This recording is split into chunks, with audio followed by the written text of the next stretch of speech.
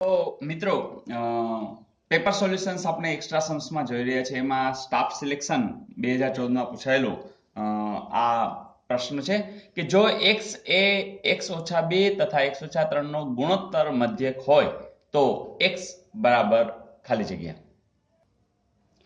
મિત્રો એક જ સૂત્ર જે તમે હવે જાણો છો કે કોઈ પણ બે સંખ્યા હોય એનો ગુણોત્તર મધ્યક શોધવો હોય તો શું ઈ બે જે સંખ્યા હોય એનો ગુણાકાર, એટલે કે દાખલા તરીકે z અને p ઈ બે સંખ્યા હોય તો ઈ બંનેનો ગુણાકાર અને છેલ્લે એનો વર્ગમૂળ, તો તમને ગુણોત્તર મધ્યક મળી જાય. હવે અહીંયા એમ વિચારો કે z એટલે આ છે અને p એટલે આ છે અને ગુણોત્તર મધ્યક તમને આપી દીધો છે x, એટલે આપણે બસ મૂકી દેવાનું કે ભાઈ કોણ છે ગુણોત્તર મધ્યક, તો કે x કીધું છે ને કે ગુણોત્તર મધ્યક હોય તો એટલે ગુણોત્તર મધ્યકની જગ્યાએ x. z એટલે આપણા માટે શું થઈ જશે તો કે x-2. પછી p એટલે કોણ થઈ જશે તો કે x-3.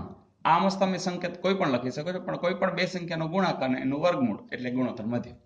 બસ દાખલો પૂરો થઈ ગયો છે. હવે તમને ખબર જ છે કે આ વર્ગમૂળની સાઈન જો આ બાજુ છે ને કાઢી નાખવી હોય તો બંને બાજુ શું કરશું આપણે વર્ગ. ચાલો એટલે અહીંયા શું થઈ જશે x² બરાબર x-2 અને આનો ગુણાકાર x-3. હવે આનું વિસ્તરણ તમે બરોબર જાણો છો. આ x છે એ પણ બધા સાથે ગુણાયેલ છે, -2 પણ બધા સાથે ગુણાયેલ છે, એટલે તમે શું કરશો x ઇન્ટુ આખે આખો કૌંસ અને -2 એટલે પણ આખે આખો કૌંસ એની સાથે ગુણાકારમાં. તો હવે જુઓ જી ગુણાકાર કરો જી શું આવશે x² - 3x - 2x -2 ગુણ્યા -3 એટલે ઓછો છે શું થઈ જશે વત્તા ને 2 તેરી 6. જુઓ જી આ x² ને આ બાજુ જવા દેશું તો કેવા થઈ જશે માઇનસ. પછી -3x - 2x એટલે કેવા થઈ જશે -5x, એને પણ આ બાજુ જવા દે એટલે કેવા થઈ જશે +5x બરાબર 6 આમનામ. ઓકે, જો ફરીથી આ x² ને આ બાજુ લઈ આવ્યા એટલે માઇનસ થઈ ગયો, -3x - 2x એટલે -5x એને આ બાજુ લઈ આવ્યા એટલે +5x થઈ ગયું. પણ જોજો +x² -x² શું થયું તો એ તો જાશે, ચલો નહીં દેખાતું જોઈ લઈ પાછું x² - x² +5x બરાબર 6 આવું આવ્યું છે. તો હવે જોજો કે આ +x² -x² શું થઈ જશે 0. તો 5x બરાબર 6 આવ્યું તો x બરાબર શું આવે 6/5. તો મિત્રો આવું ક્યારેક લાગે કે અટપટું છે પણ એમાં કંઈ ખાસ અટપટું હોતું નથી. માત્ર તમારે સૂત્ર યાદ રાખવાનું છે કે ગુમ જે શોધવાનું છે એટલે ગુણોત્તર મધ્યક, તો એ કોઈ પણ બે સંખ્યાનો ગુણોત્તર મધ્યક એટલે બેનો ગુણાકાર એનું વર્ગમૂળ એ એનો ગુણોત્તર મધ્યક થાય. તો મજા આવી, બસ આ સૂત્ર તમે યાદ આજે જ રાખી લેજો.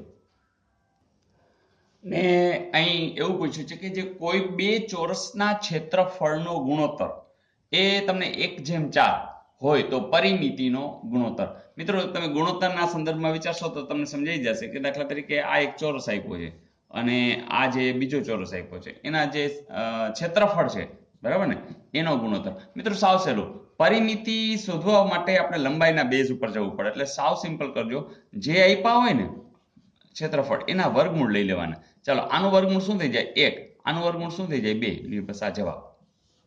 ઓકે, ઊંધું પણ પૂછાય, ધારો કે પરિમિતિનો ગુણોત્તર આપ્યો અને ક્ષેત્રફળનો કહે તો બંનેનો શું કરી નાખવાનો વર્ગ. બસ તો આટલું સિમ્પલ છે. આની અંદર તમે થોડુંક વિચારીને કરજો, જેમ કે આને એલ ધારી અને થોડી ટ્રાય કરજો એટલે તમને એનો જે બેઝ છે મેથ્સનો એ સમજાઈ જશે. ફરીથી ક્ષેત્રફળનો ગુણોત્તર આપ્યો હોય, પરિમિતિનો ગુણોત્તર પૂછ્યો હોય, વર્ગમૂળ કરી નાખો બંને સંખ્યાનો, એ એનો જવાબ. અને આવું શું કામ એ ફરીથી આજે મેં તમને હોમવર્કમાં આપ્યું છે, થોડું વિચારજો, ઓટોમેટિક સમજાઈ જશે, કારણ કે એનો સૂત્રનો બેઝ છે એ જ એનો જવાબ મળી જશે. ને 3/4 9/10 તથા 15/16 નો ગુસ્સા શું થાય. મેં મિત્રો અગાઉ પણ વાત કરી હતી કે આ દાખલો આવી ગયો છે, તમને આવડી જ જશે, કારણ કે ગુસ્સા જ્યારે પૂછ્યો હોય ને આવા અપૂર્ણાંક આપ્યા હોય ત્યારે તમારે શું બેઝ બનાવવાનો છે કે જે અંશ છે એનો જ ગુસ્સા લેવાનો, એટલે કે 3, 9 અને 15. તમને યાદ છે ને કે 3, 9 અને 15 ત્રણેયમાં જે ચાલતું હોય ને એવી એકી સંખ્યા મળે છે? હા મળે જ છે. 3 × 1 = 3, 3 તેરી 9, 5 તેરી 15. ચાલો હજી ત્રણેયમાં ચાલે ના, હવે કોઈ મળતું નથી. આ એટલે ગુસ્સા. એટલે જો અહીંયા ગુસ્સા પૂછ્યો હોય તો અંશનો તમારે ગુસ્સા લઈ લેવાનો. તો આ છેદનું શું કરવાનું, તો છેદનો તમારે લસા લઈ લેવાનો, જેમ કે આપણે લઈ લઈ 4, 10 અને 16. ચાલો 4, 10 અને 16 શું આવશે? તરત કહેશો 2 આવશે. 2 દુ 4. આપણે અહીંયા લઈએ એટલે તમને દેખાય. 4, 10 અને 16 જુઓ જી. તો 2, 2 દુ 4, 5 દુ 10, 8 દુ 16. હજી 2 ચાલે છે તો અહીંયા 4, હજી 2 ચાલે છે તો હજી ચાલે છે. હવે 5 તો બસ પૂરું થઈ ગયું. આ બધાનો ગુણાકાર 2 દુ 4, 4 દુ 8, 8 દુ 16, 16 50, 80. તો અહીંયા છેદમાં કોણ આવશે? 80. જોજો આવું કંઈ છે? હા છે. હવે યાદ કરો, ધારો કે લસા પૂછ્યો તો ઉપર નાનો તમે લસા લેત તો નીચે નાનો શું લેત? 4, 10 અને 16 નો ગુસા લેત. તો આવું જ્યારે અપૂર્ણાંકનું પૂછાય તો આ યાદ રાખજો, આમાં કંઈ ખાસ છે નહીં. ઓકે ફ્રેન્ડ્સ, તો એન્જોયડ. સ્ટાફ સિલેક્શનમાં ત્રણેય સમ પૂછાયેલા હતા, જે હવે તમારા માટે સાવ ઇઝી છે. હજી પણ થોડા અઘરા તમને પૂછવા છે, કારણ કે આમ કશું ક્યાંય અઘરું હોતું નથી, પણ તમે જેને અઘરું કહો છો એવા દાખલા જોવા તો છે કે ચલો જોઈએ કે કેવા અઘરા હોય છે. પણ મારું અત્યાર સુધીનું માર્કિંગ છે કે કોઈ પણ પરીક્ષા હોય, યુપીએસસી લેવલે પણ મેથ્સ રીઝનિંગમાં તો પૂરેપૂરા માર્ક્સ ખેંચી શકાય એવું જ છે. તો ફ્રેન્ડ્સ, તમારી પ્રેક્ટિસ ચાલુ રાખજો. હા, કેટલાક લોકોને ખ્યાલ નથી, મને કહે છે કે આવા સમ્સ, પણ એ બધા સમ્સ આપણે પ્લે લિસ્ટમાં તમે જશો તો પ્લે લિસ્ટની અંદર જેટલા મેથ્સ રીઝનિંગના વિભાગના છે ને એ બધા જોઈ નાખજો. તો લગભગ 150-200 જેટલા તો આવા વિડીયો છે જ, તો એ તમે જોઈ લેજો. તો એમાં મેથ્સ રીઝનિંગમાં મોટાભાગના કવર થઈ ગયા છે. તો અને હું પ્રયત્ન કરું છું કે મોટાભાગના કવર થઈ જાય.